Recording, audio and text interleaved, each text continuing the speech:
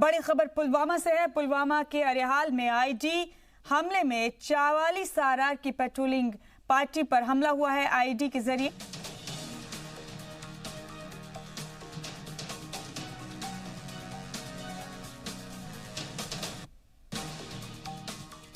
पुलवामा से बड़ी खबर आपको बता रहे हैं। अरिहाल में आईईडी के जरिए हमला किया गया है। 44 आरआर की पेट्रोलिंग पार्टी पर ये हमला किया गया है। आपको बता दें कि रियासत में आए दिनों इस तरह के हमलों की खबरें सामने आ रही हैं। मिलिटेंट्स और सिक्योरिटी फोर्सेस के बीच अक्सर तसादुम की खबरें सामने आती हैं।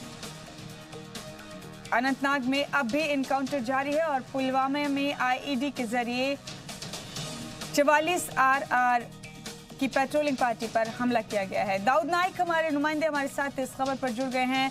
दाऊद, अनंतनाग में एनकाउंटर पहले से चल रहा है मिलिटेंट्स और सिक्योरिटी फोर्सेस के बीच, और इधर पुलवामा के अरिहाल में आईईडी के जरिए हमला किया गया है 44 आरआर की पेट्रोलिंग पार्टी पर।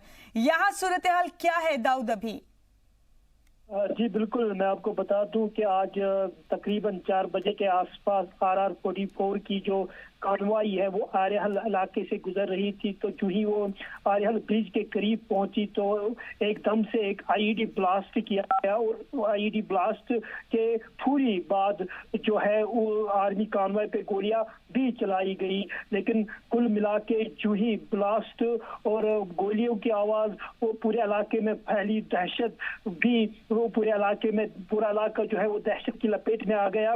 मैं आपको ये बात बता दूं कि अभी इस अटैक को लेके कैजुअलिटी की अगर हम बात करते हैं वो अभी तक कोई सामने नहीं आई है। पुलिस जराये के मुताबिक आईईडी ब्लास्ट जो है वो की गई, लेकिन इसमें सिक्योरिटी फोर्सेस को किसी भी नुकसान से दो चार होना नहीं पड़ा। अगर हम इस वक्त की सूरत हाल की बात करते हैं, पूरे इलाके में इन्फोर्समेंट को लाया गया है और पूरे इलाके को कॉर्डन किया गया है, और उन हमलावरों की तलाशी जो है वो बड़े पैमाने पे शुरू की गई है। जी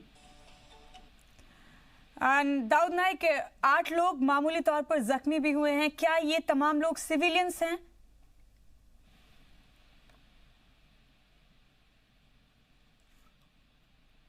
दाऊद, हमारी आवाज आप तक मिल रही है? आप तक पहुंच रही है हमारी आवाज? जी जी जी बोलिए। जी जी, खबर यह है कि कई लोग इसमें जख्मी भी हैं इस आईईडी अटैक में। तो क्या ये तमाम लोग सिविलियन हैं या पेट्रोलिंग पार्टी के एहलकार भी इन जख्मियों में शामिल हैं?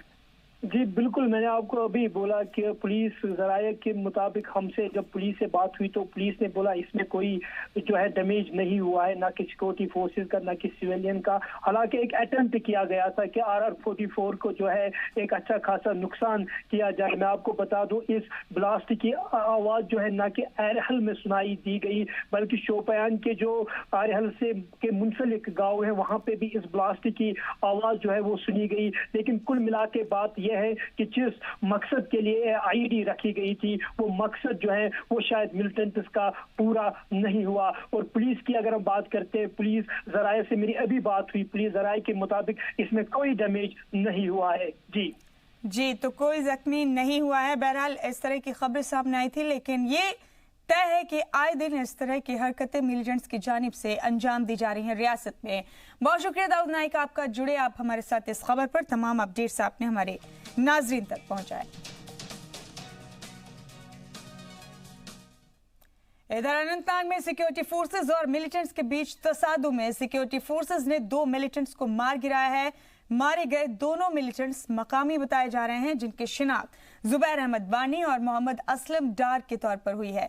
तसादुम के दौरान सिक्योरिटी फोर्सेस के 3 जवान भी जख्मी हो गए थे, जिनमें से एक शहीद हो गए हैं। जानकारी के मुताबिक गोलीबारी थमने के बाद सर्च ऑपरेशन के दौरान जिंदा बचे दहशतगर्द ने दोबारा फायरिंग शुरू कर दी, जिससे मेजर समेत 2 दीगर सिक्योरिटी एहलकार जख्मी हो गए। इनमें से एक कैप्टन शहीद हो गए। एनकाउंटर अब भी जारी है। तो अनंतनाग में सिक्योरिटी फोर्सेस और मिलिटेंट्स के बीच तसादुम जारी है। हालांकि सिक्योरिटी फोर्सेस ने 2 मिलिटेंट्स मार गिराया, लेकिन इस तसादुम में आर्मी के कैप्टन भी शहीद हो गए हैं। ये एनकाउंटर अभी भी चल रहा है। एनकाउंटर में 3 जवान जख्मी हुए थे, जिनमें कैप्टन भी एक शामिल थे, जिनकी मौत हो गई है, जो शहीद हो गए हैं। आर्मी के कैप्टन शहीद हुए हैं, 2 जवान अभी भी जख्मी हैं, और ये एनकाउंटर अनंतनाग में अब भी चल रहा है। हालांकि 2 मिलिटेंट्स को मार गिराया सिक्योरिटी फोर्सेस ने, लेकिन ये आए दिन इस तरह की तस्वीरें सामने आ रही हैं जम्मू और कश्मीर रियासत से। आम लोगों की जिंदगी यहां बुरी तरह से मुतासिर हो रही है। मिलिटेंट्स यहां बाज नहीं आ रहे और फिर सिक्योरिटी फोर्सेस और मिलिटेंट्स के दरमियान तसादुम की खबरें बेहद आम हो चुकी हैं। आपको बता दें कि ये मिलिटेंट्स जो मारे गए हैं वो मकामी ही हैं। जब ऑपरेशन तकरीबन खत्म हो चुका था, उसके बाद सर्च ऑपरेशन के दौरान एक मिलिटेंट जो जिंदा बच गया था उसने फायरिंग कर दी, 3 जवानों को जख्मी कर दिया, जिनमें एक कैप्टन भी शामिल थे जो बाद में शहीद हो गए।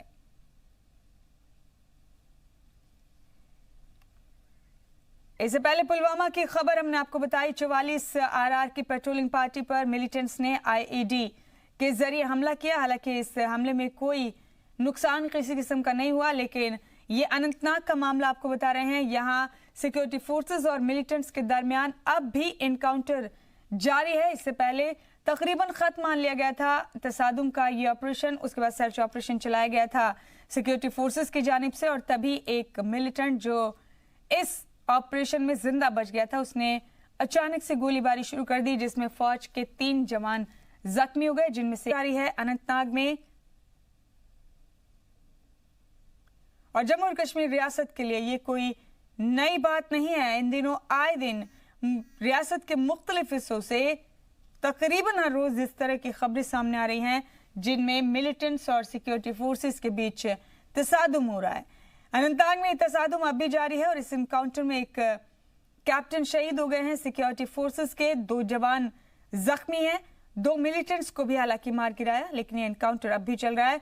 मारे गए दोनों मिलिटेंट्स मकामी बताए जा रहे हैं। यह एनकाउंटर अब भी जारी है। आपको बता दें कि मुख्तलिफ हिस्सों से रियासत में आए दिन एनकाउंटर की खबरें सामने आती हैं। ये ताज़ा मामला अनंतनाग का आपको बता रहे हैं। अनंतनाग में सिक्योरिटी फोर्सेस और मिलिटेंट्स के बीच एनकाउंटर में सिक्योरिटी फोर्सेस ने 2 मिलिटेंट्स को मार गिराया है। मारे गए दोनों मिलिटेंट मकामी बताए जा रहे हैं। हालांकि अभी दोनों की शिनाख्त भी हो गई है। एक की शिनाख्त जुबैर अहमद वानी के तौर पर हुई है और दूसरे मारे गए मिलिटेंट की शिनाख्त मोहम्मद असलम डार के तौर पर हुई है। तसादुम के दौरान सिक्योरिटी फोर्सेस के 3 जवान भी जख्मी हो गए थे, जिनमें से एक शहीद हो गए। जानकारी के मुताबिक गोलीबारी थमने के बाद सर्च ऑपरेशन के दौरान जिंदा बचे दहशतगर्द ने दोबारा फायरिंग कर दी, जिसमें एक कैप्टन शहीद हो गए। सैयद तजम्मुल हमारे ब्यूरो चीफ हमारे साथ जुड़ गए हैं, उन्हीं का रुख करेंगे यहाँ पर। सैयद तजम्मुल, शायद ही कोई दिन ऐसा बीतता है, कोई दिन ऐसा गुजरता है, बड़े अफसोस की बात है, बड़ी तकलीफ की बात है, जबकि हमें आपसे इन एनकाउंटर्स पर चर्चा ना करनी पड़े। शायद ही कोई खुशकिस्मत दिन वो होगा हमारे लिए भी और रियासत के लोगों के लिए भी, जबकि हम आपसे इन एनकाउंटर्स पर चर्चा नहीं करें। लेकिन अनंतनाग में एनकाउंटर अब भी चल रहा है। एक कैप्टन शहीद हो गए हैं, 2 जवान जख्मी हैं। हालांकि 2 मिलिटेंट भी मारे गए हैं। अभी वहां क्या सूरत हाल है तजम्मुल? अच्छाबल जनूबी कश्मीर का जिला अनंतनाग में आज सुबह जब यहाँ पर राष्ट्रीय राइफल्स जम्मू कश्मीर पुलिस और एसओजी ने एक कॉर्डन सर्च ऑपरेशन शुरू किया, तो शायद ही उन्हें पता था कि इस ऑपरेशन को कंक्लूड करने में बहुत ज़्यादा वक्त लग सकता है। उसके बाद हर गुजरते लम्हे के साथ इस एरिया में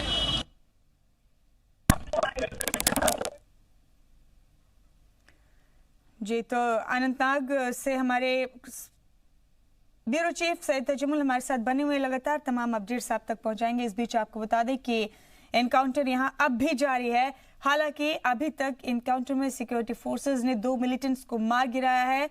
दोनों मकामी बताए जा रहे हैं, दोनों की शिनाख्त भी हो गई है। लेकिन अफसोस की बात यह है कि इस एनकाउंटर में सिक्योरिटी फोर्सेस के 2 जवान जख्मी हुए हैं और एक कैप्टन शहीद भी हो गए हैं। इससे पहले पुलवामा की खबर हमने आपको बताई। पुलवामा में भी 44 आरआर की पेट्रोलिंग पार्टी पर मिलिटेंट्स ने आईईडी के जरिए हमला किया। हालांकि उस हमले में किसी किस्म का कोई नुकसान नहीं हुआ, लेकिन ये मामला अनंतनाग से आपको बता रहे हैं। यहां एनकाउंटर अब भी जारी है। एनकाउंटर के बाद जब यहां सर्च ऑपरेशन चलाया गया तो इस बीच एक जख्मी मिलिटेंट ने फिर से फायरिंग शुरू कर दी, जिसमें हमारे 3 जवान जख्मी हो गए थे, जिनमें से एक कैप्टन बाद में शहीद हो गए।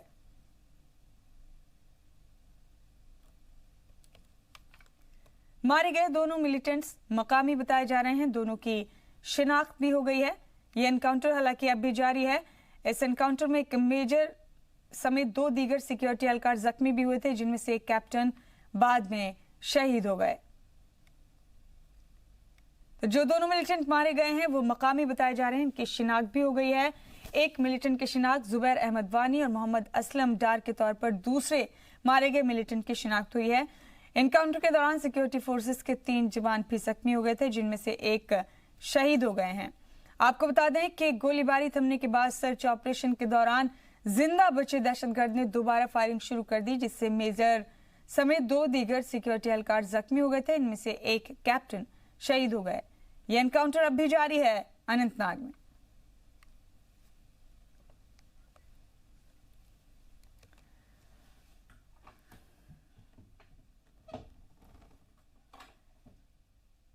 तो इस वक्त की अहम खबर से आपको बाखबर कर रहे हैं नाजरीन। अनंतनाग से ये बड़ी और अहम खबर आप तक पहुंचा रहे हैं। यहाँ अब भी एनकाउंटर चल रहा है। लंबे वक्त से एनकाउंटर चल रहा था और रियासत के लिए शायद ही कोई ऐसा दिन गुजरता हो जबकि कहीं ना कहीं से एनकाउंटर की खबरें सामने नहीं आती हैं।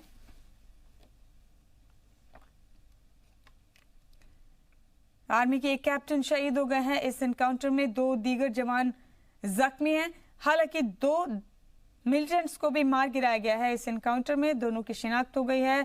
दोनों मिलिटेंट मकामी हैं।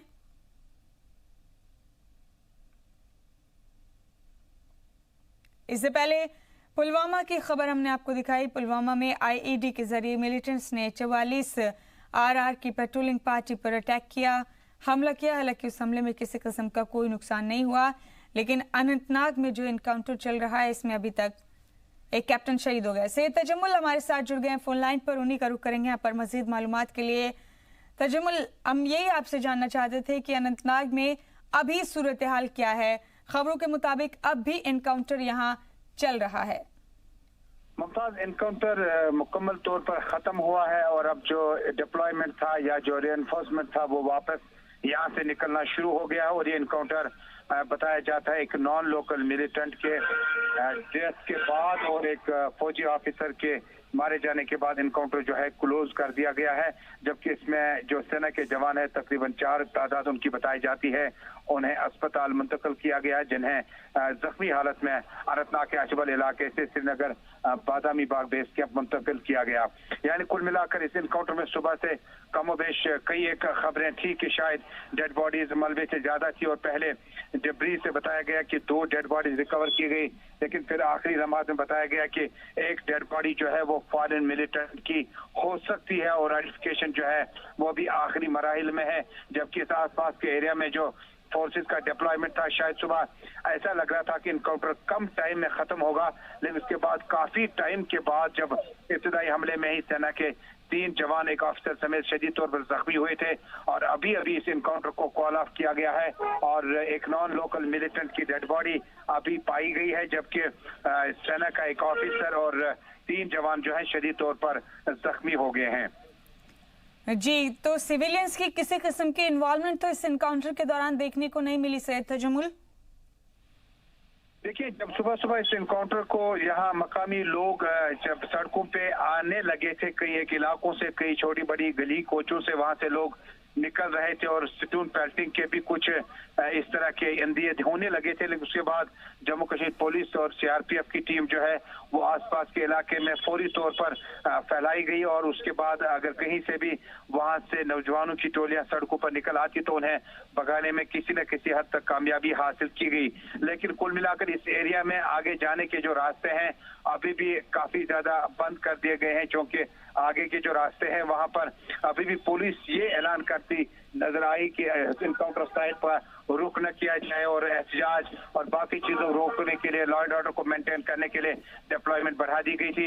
लेकिन जो आसपास का एरिया में उसमें पुलिस ने एक बार फिर वार्न किया कि हो सकता है कि उस मलबे से जहां पर मिलिटेंट और फौज के बीच में यहाँ पे झड़प चलती रही पूरा दिन, हो सकता है कि कोई ऐसी अशिया रखी गई हो जिससे ब्लास्ट हो सकता है। लिहाजा उस चीज को अवॉइड करने के लिए पुलिस ने एक बार लोगों से अपील की कि इलाके की तरफ जाने से गुरेज करें और आखिरी लम्हात में जब ऑपरेशन होता है अभी इसको कंक्लूड करने के बाद पुलिस का ऑफिशियल प्रेस रिलीज आएगा कि इसमें कुल मिलाकर कितने मिलिटेंट मारे गए हैं और इसमें जो फौज को जो नुकसान पहुंचा है उसमें कैप्टन का नाम, मेजर जो जख्मी हुआ है उसके 2 साथी जो है इनके नाम भी कुछ देर बाद प्रेस रिलीज में आ सकते हैं। लेकिन अभी जो है इस ऑपरेशन को फिलहाल कॉल ऑफ किया गया है और आसपास में जो इंटरनेट डेटा सर्विस है उसको मुअत्तल कर दिया गया है। आर्मी के कैप्टन तो शहीद हो गए हैं तजम्मुल, लेकिन 2 दीगर जवान जो जख्मी हैं उनकी हालत कैसी है? जख्मी हालत में उन्हें श्रीनगर के बादामी बाग अस्पताल मुंतकिल किया गया है, जहां पर इलाज और मुआवजा जारी है। अगर ज्यादा जरूरत पड़ सकती तो शायद उन्हें नई दिल्ली एयरलिफ्ट भी किया जा सकता है। लेकिन जो इस वक्त ग्राउंड सिचुएशन में सूरत हाल है उसमें मुनासिब इंतजाम श्रीनगर के आर्मी बादामी बाग अस्पताल में रखे गए हैं और रिकवरी में लाने तक के लिए नौजवानों का जो इलाज है, जो फौजी जराये से हमारी बात हुई उनके मुताबिक अभी उनका इलाज और मुआवजा चल रही है और कुछ देर में पता चलेगा या उन्हें रिकवरी वार्ड में या शिफ्ट किया जा सकता है। अगर ज्यादा हालत उनकी खराब होती है तो उन्हें बाहर भी मुंतकिल किया जा सकता है। तजम्मुल, इससे पहले हमने पुलवामा की भी खबर दिखाई दी, अपने नुमाइंदे से वहाँ पुलवामा नुमाइंदे से बात भी की थी। IED के जरिए अटैक किया गया 44 सारार की पेट्रोलिंग पार्टी पर। हम देख रहे हैं तजम्मुल कि बीते काफी दिनों से ये मिलिटेंट अटैक्स लगातार बढ़ते जा रहे हैं, इनकाउंटर्स लगातार बढ़ते जा रहे हैं मिलिटेंट्स और सिक्योरिटी फोर्सेस के बीच। रियासत के मुख्तलिफ हिस्सों में तकरीबन 2 जगह की एवरेज के हिसाब से ये मामले लगातार सामने आ रहे हैं। इससे तजम्मुल, आखिर कमी कहाँ हो रही है, कोताही कहाँ हो रही है, क्यों नहीं इससे निजात मिल पा रही रियासत के लोगों को? मुमताज, बहुत ही अहम सवाल है कि जिस तरह से जो पॉलिटिकल लीडर्स हैं, जो रियासत की एडमिनिस्ट्रेशन इस वक्त सदर राज में गवर्नर सत्यपाल मलिक के हाथ में है, तो लगातार वो कहते हैं कि मिलिटेंसी के खिलाफ जो है पुलिस फौज को बहुत जबरदस्त नबरत आजमा होना होगा और सख्त इकदाम उठाने होंगे, जिसके बाद operation all out 1 all out 2 चलाया गया और काफी हद तक फौज और पुलिस ने दावा किया कि उन्हें कामयाबियों से हमकिनार होना पड़ा। लेकिन उसके बाद काउंटर प्रोडक्ट, जो आपको पता है कि कश्मीर में जब भी इस तरह की सूरत हाल है, जब मिलिटेंटों को नुकसान पहुंचता है तो कहीं ना कहीं अगले दिन या अगले हफ्ते जो मिलिटेंटों की रणनीति होती है, IED ब्लास्ट का, ग्रेनेड हमले का या फिदाइन अटैक का, और इससे पहले हमने देखा कि काफी ज्यादा नुकसान जो है जम्मू कश्मीर पुलिस की टुकड़ियों पर। कल ही 2 दिन पहले जो टुकड़ी कॉन्टीजेंट जम्मू कश्मीर पुलिस का अनंतनाग में था, उसे नजदीक से गोलियां और ग्रेनेड से हमला किया गया। और इसी तरह से आज IED ब्लास्ट में जो आरिहल पुलवामा रोड पर प्लांट की गई, नस्ब की गई थी, उसके बाद से जोरदार धमाके से फटने के बाद, हालांकि कैस्पर गाड़ी जो फौज का बड़ा स्पेशल गाड़ी होता है और उससे नुकसान पहुंचा, हालांकि किसी भी जानी नुकसान की अभी कोई इतला नहीं है और बताया जाता है कि कुछ देर तक बाद में फायरिंग भी हुई। यानी ये कुछ स्ट्रेटजीज हैं, कुछ हिकमत अमली है जो मिलिटेंट इस अटैक के बाद, जब लगातार ऑल आउट ऑपरेशन के दौरान police garden search operation Shopian, Pulwama, Kulgam, Tral इन इलाकों में लगातार जारी रहे, तो कहीं ना कहीं उनकी रणनीति भी इस तरह से हमने देखी है गुज़श्ता कई बरसों से कि अगले हफ्ते अगले दिन उनका जो निशाना होता है इस तरह का हमला कैरी आउट करते हैं। और यही जो है कहानी दोबारा दोहराई गई, यही मामला चले।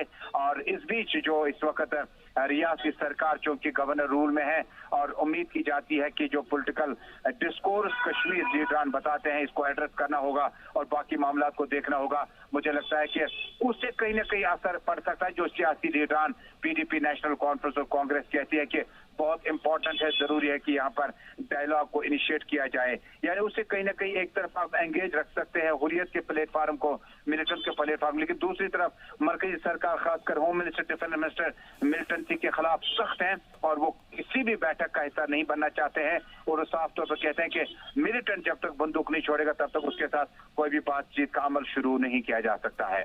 सैयद तजम्मुल, इस बार पाकिस्तान की जानिब से भी कुछ इनपुट्स दिए गए हैं कि रियासत में टेररिस्ट अटैक हो सकते हैं, अमरनाथ यात्रा भी बिल्कुल सर पर है। ऐसे में आए दिन इस तरह के अटैक से निपटने के लिए हमारी जानिब से क्या तैयारियां हैं, हमारे इंतजामिया की जानिब से, हमारे वजारत दाखिला की जानिब से किस किस्म के इंतजामात हैं? देखिए, जिस तरह से अमरनाथ यात्रा की हम बात करें तो JRL ने आज अपना प्रेस रिलीज जारी किया है। उन्होंने कहा कि यात्री हमारे मेहमान हैं और काफी मुअज़्ज़ज़ मेहमान हैं जो बरसों सदियों पुराने भाईचारे कश्मीर और कश्मीरियत के आंगन के जोश में जिस तरह से आए हैं उसी तरह से उसी अंदाज से उन्हें यहाँ पर खैर मकदम किया जाएगा। टीआरसी में लंगर लगाए जाएंगे नूनवन बेस कैंप से होते हुए, जहां पर भी मुस्लिम कम्युनिटी बल्कि ज्यादातर मुसलमान ही आबाद हैं, वो इनके लिए इंतजाम करेंगे, जिसका JRNL ने आज हवाला भी दिया। लेकिन जिस तरह से पाकिस्तान ने इशारा किया या जो अभी अखबारी बयानात हैं कि कोई बड़ा अटैक होने वाला है, तो मुझे लगता है कि बयान आने के बाद चंद ही घंटे के बाद जो आरिहाल पुलवामा में IED का बड़ा ब्लास्ट जो हुआ, मुझे लगता है कि ये भी एक इशारा है कि साउथ कश्मीर में जब मिलिटेंट 2 के खिलाफ जबरदस्त दबाव इस वक्त है, ऑपरेशन ऑल आउट के बाद लगातार कामयाबियों पे कामयाबियां मिलती जा रही है, तो इस तरह के हमले को खारिज अज़ इम्कान नहीं करार दिया जा सकता है। लेकिन अखबारी बयानात, लीडरान के बयानात के बाद हमने देखा कि आज जो ब्लास्ट हुआ, इससे कबल जितने भी अटैक्स वगैरह किए गए और पुलिस पार्टी पर हमला किया गया, मुझे लगता है कि आने वाले दिनों में जब यात्रा शुरू होगी उसके लिए बेहतर, मौसर और मजीद सख्त इंतजाम और पुख्ता इंतजाम करने होंगे, ताकि कोई भी चीज, कोई भी वाक़ा, कोई भी अखबारी बयान जो है उससे हल्के से नहीं लिया जा सकता है। जी बिल्कुल ठीक कहा आपने तजम्मुल, हल्के में हरगिज़ नहीं लिया जा सकता है, लेकिन अब भी जगह जगह सिक्योरिटी के पुख्ता इंतजाम किए गए, इसके बावजूद ये टैक्स रुक नहीं रहे हैं। शुक्रिया आपका सैयद तजम्मुल, और इस उम्मीद से आपसे विदा लेते हैं कि इस तरह की खबरों में आइंदा वक्त में जरूर कमी आए रियासत में। बहुत शुक्रिया आपका। और 12 जून को अनंतनाग के KP रोड पर हुए दहशतगर्दाना हमले में जख्मी SHO अरशद खान ने दिल्ली के एम्स में इलाज के दौरान दम तोड़ दिया। उन्हें श्रीनगर में खराज अकीदत पेश किया गया। उनके आबाई गांव में उन्हें सुपुर्दे खाक कर दिया गया।